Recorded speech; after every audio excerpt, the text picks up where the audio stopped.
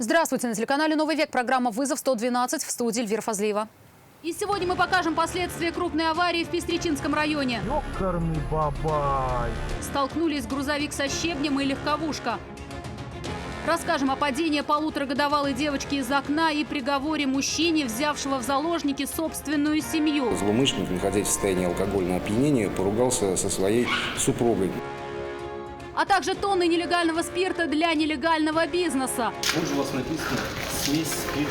Оперативники раскрыли подпольное производство автомобильных жидкостей. Это и не только. Прямо сейчас. Полуторагодовалая девочка упала сегодня ранним утром из окна 7-го этажа одного из домов на улице Чуйкова в Казани. С многочисленными травмами ребенка доставили в больницу, но травмы оказались несовместимы с жизнью, и через некоторое время девочка скончалась. По предварительной информации, ребенок залез на подоконник, окно было в режиме проветривания, но девочка смогла его открыть, облокотилась на москитную сетку, которая не выдержала веса ребенка. Следственным органом Следственного комитета Российской Федерации по Республике Татарстан возбуждено уголовное дело по статье «Причинение смерти по неосторожности». По предварительным данным, в районе 4 часов утра мать ребенка ушла на кухню готовить завтрак, а отец спал. В этот момент девочка забралась на подоконник, открыла окно и облокотилась на москитную сетку, которая не выдержала ее веса. На данный момент проводится комплекс необходимых следственных действий, направленных на установление всех обстоятельств произошедшего. Расследование уголовного дела продолжается. Сегодня в Вахитовском суде Казани вынесли приговор 38-летнему мужчине, обвиняемому в убийстве охранника торгового центра на улице Яхина. Тело 60-летнего мужчины обнаружил его напарник, пришедший утром на смену. Подозреваемого задержали в тот же день. В конфликте с секьюрити он признался и рассказал, что просто защищал свою семью. С подробностями этой истории Елена Саляхова. Если вы будете себя хорошо вести, может быть, мы с вами переговорим. Именно так отреагировал на вопросы журналистов адвокат подсудимого Дамира Галяудинова. Сам обвиняемый проливать свет на историю не стал. Вы сейчас очень плохо разговариваете. Нам вообще все равно, что Вы преследуете сейчас. Нам абсолютно все равно, что вы скажете. Вы себя в таком свете выставляете же. Это же не нам плохо. Вы не нас наказываете, вы не понимаете, что ли? Я вообще никого не собираюсь наказывать. Почему вы так агрессивно разговариваете? Мы с вами вежливо общаемся. Как следует из материалов дела, все произошло в ночь на 19 августа минувшего года. Дамир Галяудинов шел по улице Яхина вместе со своей супругой и годовалой дочкой. В какой-то момент возле бизнес-центра к нему подошел охранник и стал на них кричать. Началась перепалка. Охранник сперва схватился за дубинку, а после применил ее по назначению.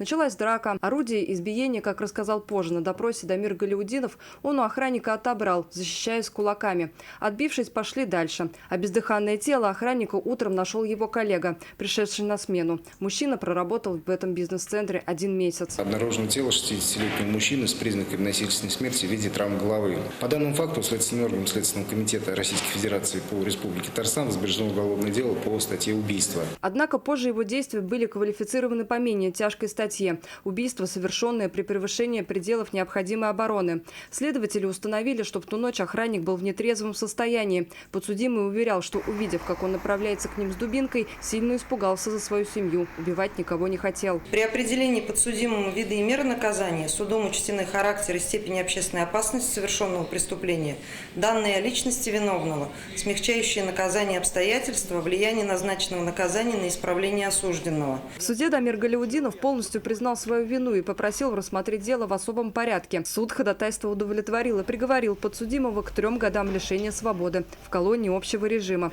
Помимо этого обязал его выплатить сыну погибшего охранника 360 тысяч рублей.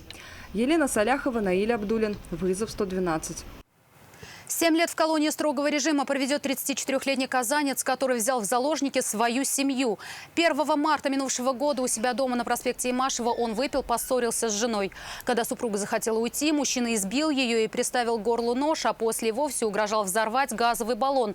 Приехавших родственников жены он в квартиру не пускал. Выпускать кого-либо отказывался. Все происходило на глазах у детей 3 и 8 лет.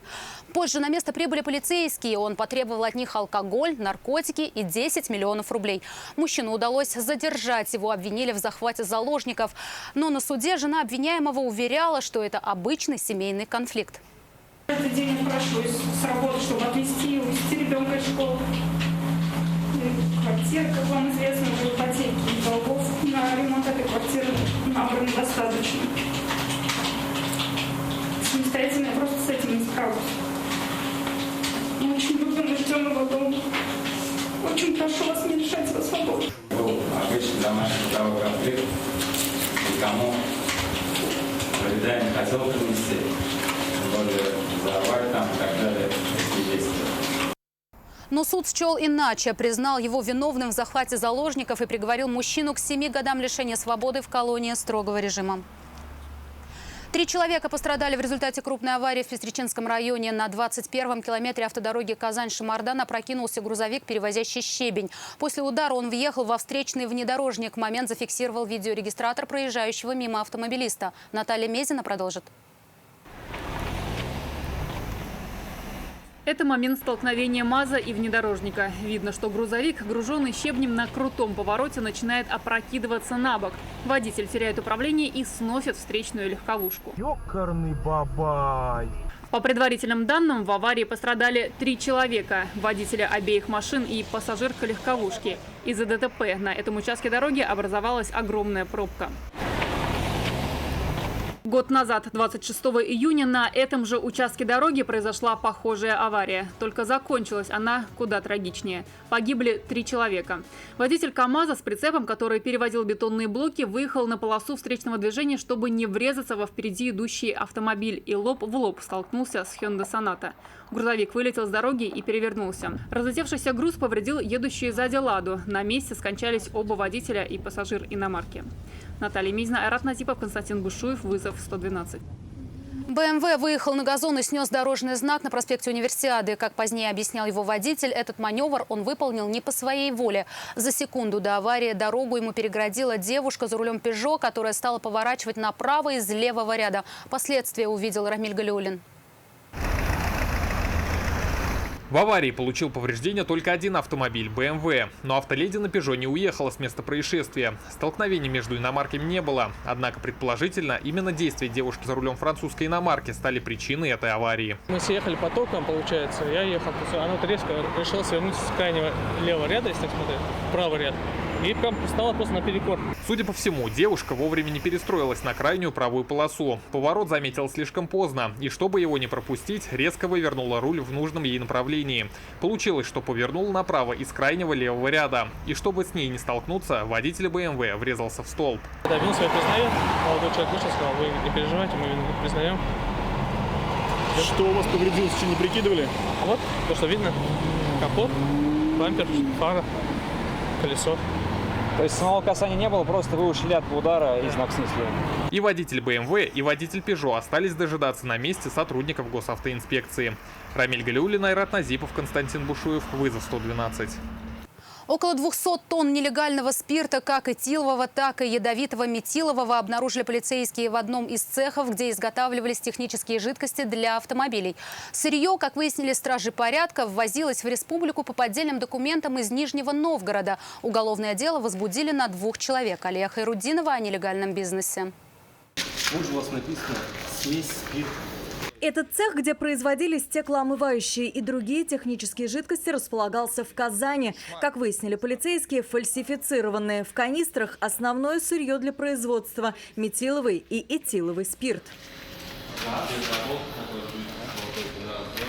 Спирт, как установили стражи порядка, приобретался в Нижнем Новгороде. В Казань его доставляли по подложным документам. В общей сложности из цеха изъяли около 200 тонн нелегального спирта. По данному факту Следственным управлением Следственного комитета России по Республике Татарстан возбуждено уголовное дело по признакам состава преступления, предусмотренного частью 2 статьи 171 прим. 3 Уголовного кодекса Российской Федерации.